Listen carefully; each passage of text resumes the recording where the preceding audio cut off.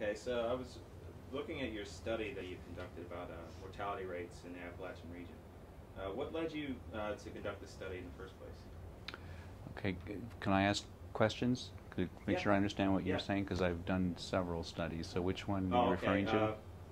You conducted it with Kimberly Horn. That one. Okay. Yeah, I've been looking at the health problems for people that live in coal mining areas of West Virginia and Appalachia, and have found that death rates from a number of different types of problems are higher in mining parts of West Virginia and Appalachia compared to non-mining parts. So we wanted to see what forms of mortality might be elevated in relationship to mining. So one area that we looked at was lung cancer, and we did find that there were higher rates of lung cancer mortality in the coal mining parts compared to the non-mining areas. In your study, did you differentiate between states, or was it just the region as a whole? I did not, in this particular study, I did not look at rates specifically by state. It was just the region as a whole. What kind of goals did you have when you set out on this study? To try to get some evidence, one way or the other, for what the health problems might be in mining areas, and to see if we could understand what variables or what forces might be driving those differences. In your study, it said the lung cancer mortality was significantly higher in Appalachia compared to the nation as a whole. Did this finding surprise you in any way? Not really, because we know the sorts of variables that drive lung cancer mortality, and one of the primary ones is smoking. And we already know that smoking rates are higher in Appalachia on average compared to the nation. And we know that West Virginia has one of the highest smoking rates in the country. And so it wasn't surprising to me that we saw this disparity. What was a little bit more unknown at the time was whether or not mining activity might be related to that disparity as well, and it was. Was there any idea before the study that mining played a role, and just you weren't Yes, sure what kind of role it played? sure. We went into the study deliberately with that idea, to test that hypothesis, to determine whether or not mining activity might be one of the variables that contributed to the differences. And we based that on a few other earlier studies that I had done that shown that things like total mortality rates and self-reported rates of some chronic forms of heart and lung disease were also higher as a function of mining. So we thought that lung cancer was a logical place to look. One of the factors mentioned in the study was education level. What role does this play in cancer levels? I see this mentioned a lot in studies, and I just wondered what kind of role that plays. People that have lower education on average are more likely to smoke. And so the reasons why that is are complicated, and probably, I don't know that anybody really knows for sure, but people with a higher education probably understand the health problems better that are related to smoking, and they probably spend more of their time around other people who don't smoke in their environments where there's less smoking, so that's probably a protective factor. In the study, they mentioned that there was an excess of 144 deaths from lung cancer after other factors were taken into consideration. Could you explain what it actually means when you say an excess of deaths? Well, you can estimate what the overall death rate is for any particular condition. So we did that for lung cancer in this case. And then we looked at what those death rates were in mining versus non-mining areas of the region. And after you control statistically for things like smoking and education and other types of risk variables, the excess statistical risk can be converted to an estimate of the number of cases based on the population size that lives in the area. So, other things being equal, there would still be an excess of deaths just because of the mining? That's correct. I'm sorry, would you mind not swiveling? Not swiveling so much. I tend to move around. I get nervous too, me too, I know. Some people like me to move around and move my hands and stuff. But okay, I'll try to stay still. I understand. The elevated mortality rates were found in the Appalachian region, but not in other areas of the country that also have heavy coal mining. What do you think this indicates about the effects that coal can have on a person's health? And can this disparity be solely attributed to differences in population density? The reason why there's a a coal mining effect that seems to be specific to Appalachia and not to other mining in other parts of the country is an interesting question, and I don't understand it completely, but there are several possible explanations. One of them is differences in population density, that more people live closer to mining activity in Appalachia compared to mining in other parts of the country, so the exposure levels are higher. It's possible also that there are differences in topography and in the way that pollutants might move in an environment like ours compared to, let's say, a flatter environment in plains areas in Wyoming or other places where mining takes place. Or it could be, at least to some extent, that there's other variables that aren't environmental, that are behavioral or cultural in nature, that might also be contributing to the differences. How do the risks compare for surface mining and underground mining? I saw there was a differentiation there. It was kind of touched on, but I just wondered, like, what the Yeah. if there's a real risk difference. We think that there is. Our ability to separate out effects that are specific to surface mining is problematic because the different forms of mining activity often occur in close proximity to each other. But there is some suggestion in this study, as well as in some others that we've done, that the health problems are more severe in relationship to either surface mining or to mountaintop mining in particular. And that could be because of the greater environmental footprint, the greater environmental consequences that result from that form of mining. If you think of an underground mine, for example, compared to a large surface mine, the levels of air disturbance are going to be greater at the surface mine than for an underground mine site.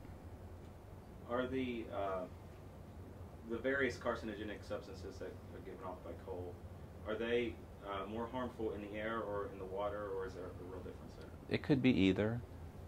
When you think about the types of risk factors for lung cancer, there's a variety of different problems that could be related to problems with air quality, including things like particulate matter, diesel particulate matter in particular, or other types of polycyclic aromatic hydrocarbons.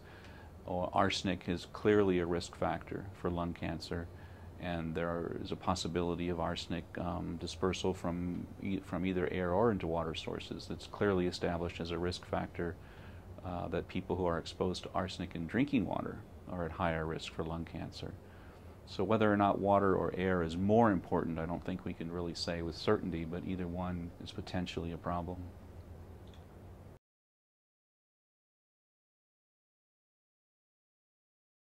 Okay. So I looked at this study you did about the 12 gene signatures for recurrence of lung cancer.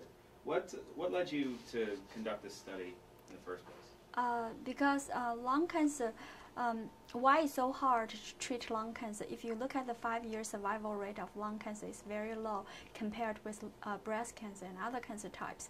So it's still the leading cause of cancer-related deaths worldwide. So the current problem is that early stage lung cancer patients, for example, stage 1 and stage 2, majority of patients receive surgery alone. And then it's very hard to physicians to tell which tumor is more aggressive, specifically which patient would have the cancer come back within 5 years after the surgery.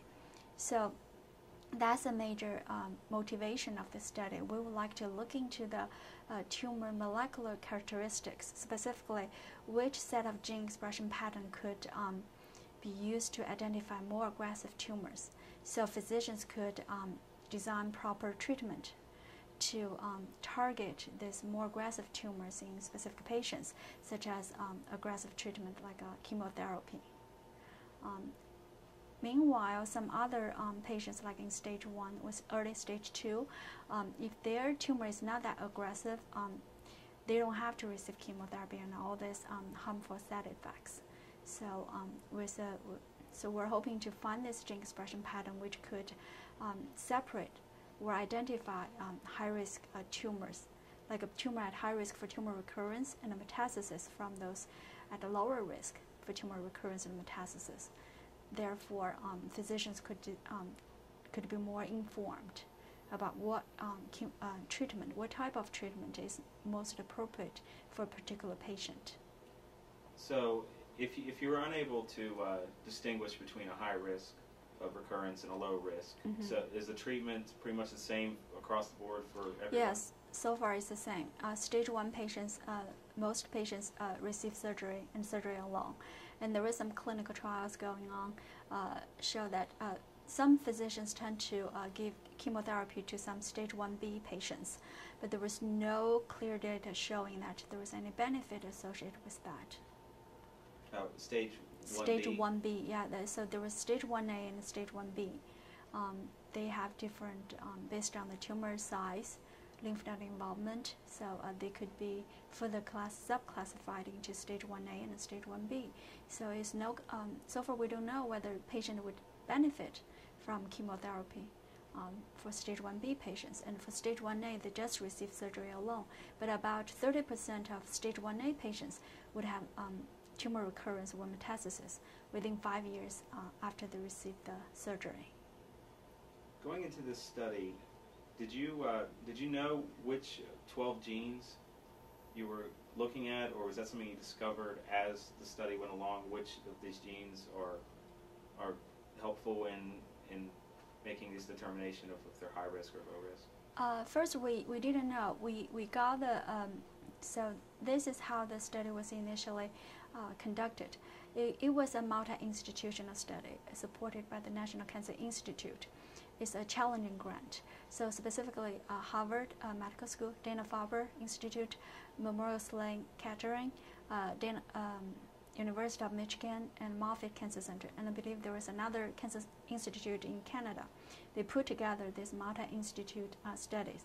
So specifically, patient cohorts, patients who were treated at each hospital, they have their tumor samples from the resection snap frozen right after the surgery, and then the RNA was extracted from each patient tumor, and then there was genome-wide gene expression profiles collected. So basically, they use this DNA microarray platform to measure each gene in whole human genome and get the expression level. So we have these profiles for each patient. So this study was actually published. We did not conduct this initial study. There were about 446 patients analyzed, and all these patients had lung adenocarcinoma, which is a major subtype of non-small cell lung cancer. And then the study was published in Nature Medicine in 2008. So the data was publicly available, and we retrieved the data, and then we look at the gene expression profiles, and using, we used our computational methods to reanalyze the data, and that's how we identify this 12 gene signature. So it's different from previously identified signatures on the same data set. So is it based on how these individual genes are expressed in each person? Yes. Lets you know whether they're high or low risk? That's right. So basically, based on the gene expression pattern of these 12 markers, you could actually get a score, computationally calculated score. What is the risk for death from lung cancer at year 2, year 5, year 3, at each year after surgery? And then based on this curve, you could define, if this patient is really at high risk, extremely high risk, then, it's classified into high risk, otherwise it's low risk. And then we used multiple patient cohorts as validation sets to validate this gene signature. It turned out to be significantly accurate.